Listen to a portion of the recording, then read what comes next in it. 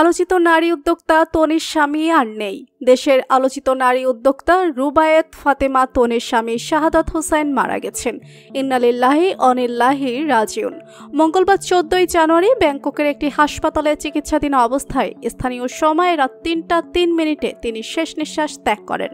বুধবার 15 জানুয়ারি তনি সামাজিক যোগাযোগ মাধ্যমে ফেসবুকে এক পোস্টের মাধ্যমে তার স্বামীর মৃত্যুর বিষয়টি নিশ্চিত করেছেন।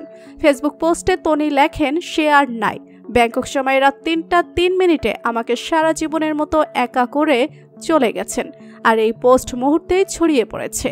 সেখানে মন্তব্যের ঘরে শোকবার্তা জানাচ্ছেন তনির ভক্ত, শুভাকাঙ্ক্ষী ও নেটিজেনরা।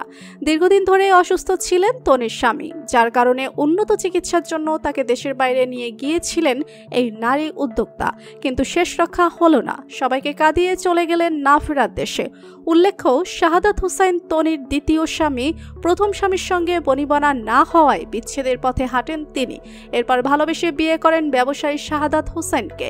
দুজনের বয়সের ব্যবধান নিয়ে সামাজিক যোগাযোগ মাধ্যমে কটাক্ষের মুখেও পড়েছিলেন এই নারী উদ্যোক্তা।